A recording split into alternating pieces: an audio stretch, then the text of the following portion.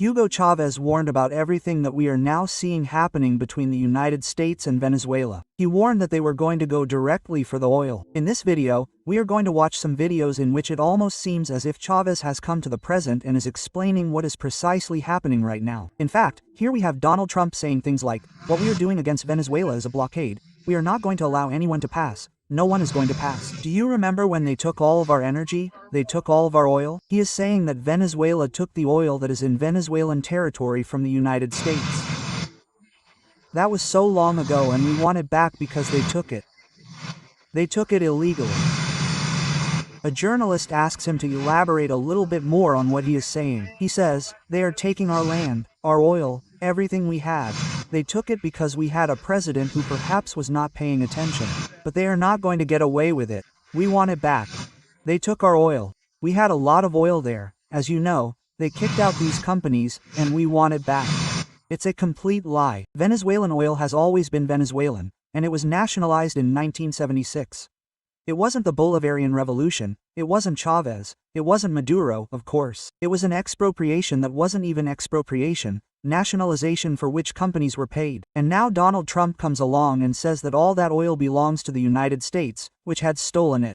It's interesting to hear this because it's precisely what Hugo Chávez warned before he died, that a lot of attention would come to it because it really seems like he had a time machine and saw that there was a possibility of war there, so. But you don't see the threat that the United States empire poses to us. Why do you think the United States wants to attack Venezuela? Well, there's recent history. I'll tell you the most important reason. Right here is the largest oil reserve on this planet. Here in Venezuela, we have oil for more than 100 years. The United States is running out of oil. The most important reason why the United States wants to put a government here that is subordinate to it, to the empire, as they had for a long time, is Venezuelan oil. I want to ask you a question without bothering you. Are you paranoid about the United States? No, not at all. I'm just being realistic. If you could ask me the question you asked me, the thing is that you wouldn't be able to because most of them are dead. Ask Jacobo Arbenz that question, who was president of Guatemala when I was born. You weren't even born yet, just because he wanted to carry out agrarian reform. The United States invaded him and overthrew him. You could ask me that question, the Brazilian. The United States overthrew him. Could you ask that question to Salvador Allende, the martyred president? Could you ask that question to Juan Bosch, the former Dominican president overthrown by the invasion of the United States? Could you ask that question to my General Omar Torrijos, assassinated by the CIA, and many others? It's not paranoid, it's the truth. I'm fulfilling a responsibility as head of state. The paranoid ones are others, those on the extreme right, the crazy ones who believe that the world is not going to change. The bourgeoisie of this continent, the pythons who want to continue dominating these peoples and they won't be able to achieve it. It was only after September 11th that the United States began to make a list of terrorists. Well, they have me on that list too. The United States, the government of the United States, dropped an atomic bomb on Hiroshima, one atomic bomb and another on Nagasaki. That's terrorism. And at the time they said that the interventions were to end global terror after 9/11, and now they are saying the same thing but with the supposed cartels that exist in Venezuela. But always, and Donald Trump himself is admitting it, the first and last interest is oil. They called him paranoid, you've heard him. They also called him delusional. They accused him of inventing external enemies to cover up his internal problems. They blew themselves up, they made fun of him. When he called George Bush the devil at the time, the United Nations caricatured him as a tropical caudillo with delusions of grandeur, and in the meantime, Chávez continued to warn over and over again with a clarity that today is chilling because it has come true. Because look at it now, read what Donald Trump just published in this delusional tweet saying, "That oil belongs to us." The video we just saw in which he literally says, "We have to get back the oil that was stolen from us." Venezuela is now completely surrounded by the largest army ever assembled in the history of South America. Until they return the oil, it said here, until they return the oil it's only going to get worse, just like that and without metaphors. There are more videos of Chávez saying exactly what was going to end up happening. The most aggressive nation in the history of humanity dared to drop atomic bombs on defenseless cities. There are Hiroshima and Nagasaki. What is that? They invaded Panama, bombed and killed thousands. They burned an entire neighborhood to take Noriega away, accusing him of being a drug trafficker. And over there is the president of Panama in prison. I have received several alerts, even from some spaces that are not really allies, but serious people, concerned about the operation that is underway designed in the Pentagon. It is getting closer, and it is an operation that will last several years. Several years ago, someone told me, they're going to end up accusing you of being a drug trafficker, you directly, you, Chávez. No, it's not that the government supports it or allows it. Quote, no, they're going to try to apply the Noriega formula to you. It's one of the plans that has been developed in the United States. They're looking for a way to associate Chávez directly with drug trafficking, and then anything goes against a drug trafficker who is president. A trip to any country in the world and a commando arrives and takes him away. It's not about the United States, right? No, they invaded Iraq with the excuse that there were weapons of mass destruction. There weren't any. But they still hanged the president without a trial or anything. Fidel told me one day, Chávez, if that happens to you or me, let them invade us. The last thing we can do is do what Saddam did, crawl into a hole over there. You have to die fighting, Chávez, right there on the front lines of battle. And that's what I would do. I'm not going to go to hell. I'll die at the front with the dignity of a Venezuelan who loves this country. Wow, it wasn't paranoia, that's clear. In hindsight, these weren't inventions, they weren't Chavista propaganda for domestic consumption, although it could be used for propaganda purposes, of course, but it turns out that history is finally proving him right. It was the most lucid reading that anyone has ever done on how American imperialism works. It was the profound understanding that a country with 300 billion barrels of oil underground would never be left in peace as long as it tried to use those resources for its own people and not to give them to the United States. It was the starkest warning from a man who knew perfectly well who he was up against. You don't need to have great sympathies for Chávez, for Chavismo, much less for Maduro to understand that what he was saying at that time was not even an ideological issue of left or right. It was a basic issue of sovereignty, of defending a country's natural resources. Whatever you think, whatever your ideology, you must defend them, because your natural resources are your natural resources, and you should never allow, in this case, a leader of the empire in the north, in this case, an orange president who unfortunately has returned to govern in the United States, to come to you and claim that they belong to him. Everything that Chávez said at the time can be seen with their own eyes by the entire world. Let's continue listening to Donald Trump so that we can see ourselves reflected. He says, well, I think the message tonight is that we have inherited a disaster, we have done a great job, we will continue to do so, and our country is going to be stronger than ever.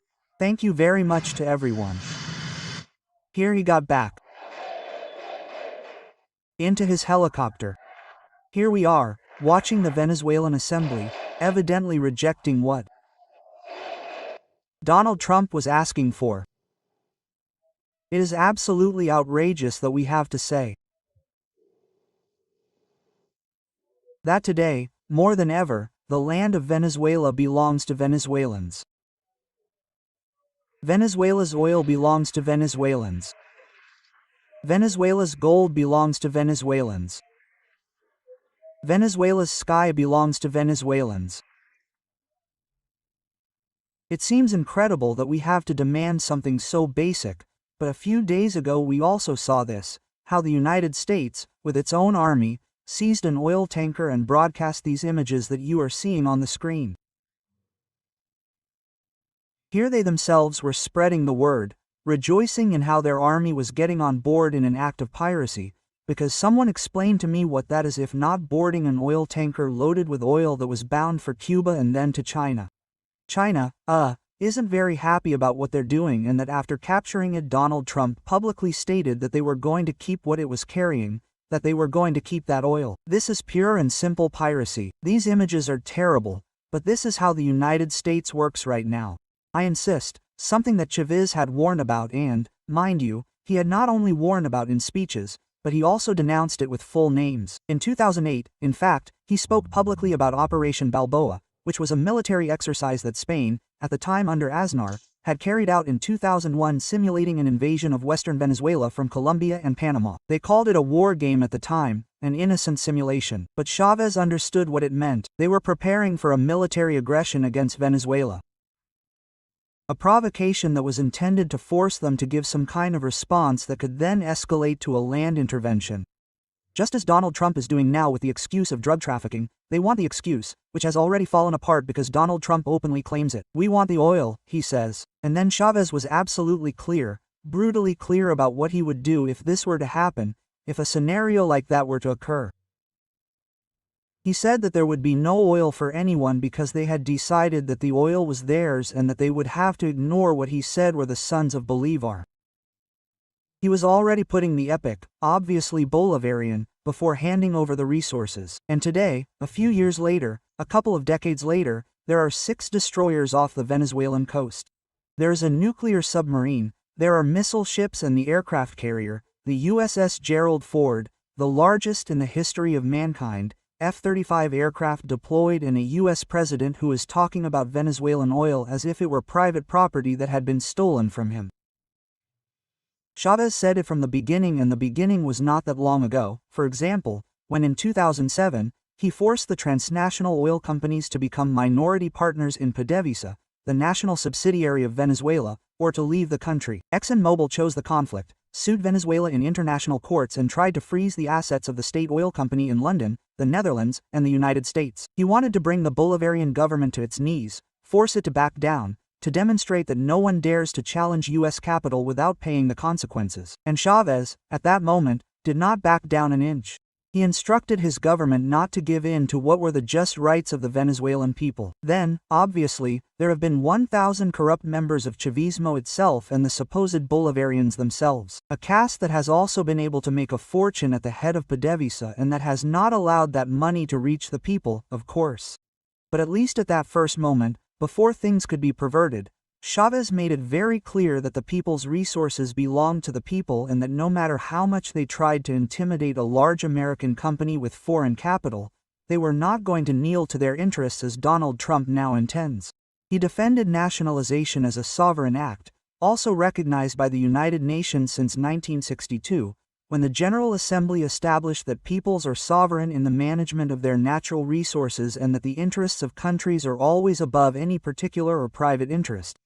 And now we have to listen, unfortunately, to people like Maria Corina Machado, who won the Nobel Peace Prize, saying on a podcast with Donald Trump's son, Donald Trump Jr., that American companies will profit more than ever if they enter Venezuela. It's sickening to hear. That's what it is. At the time, Venezuela under Chávez won this lawsuit in court, with the law in hand, with international law on its side. But the empire, of course, does not accept legal defeats, nor, of course, what the United Nations says. The empire, when it can't win in court, then it brings out the aircraft carriers. And that's exactly what's happening now. Chávez warned about it. He said they would invent excuses, that they would talk about terrorism, narco-terrorism. That's exactly what's happening, that they would look for any pretext to justify the unjustifiable.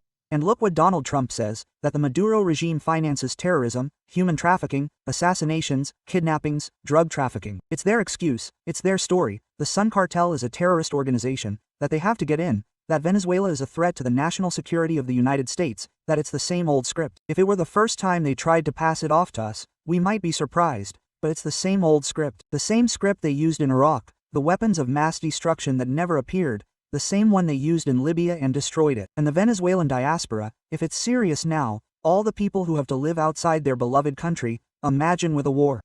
The destruction would be spectacular, the social fabric of Venezuelan cities, everything there.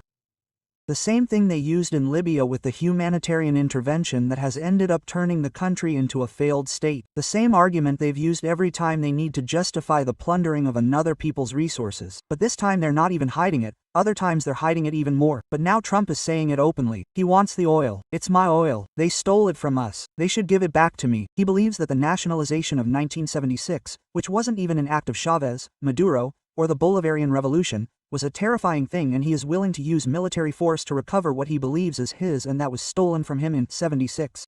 It's crazy, and Chávez explained it in these videos from the first day. It's hard to believe that what he was saying has ended up happening. Friends, I encourage you to share this video because it is worth it. The more people know what we knew from the very beginning, or some, like Chávez, knew was going to happen. Now it is being fulfilled point by point. We are still at the beginning of the story, at the time of justifications. We are going to go into the various justifications that are all lies. But I hope we do not end up at the other end of the story, with the country destroyed and having something similar to Libya, Syria, or Iraq, but in the Caribbean. My friends, I encourage you to subscribe to the channel and be part of this community. Thank you very much for being here.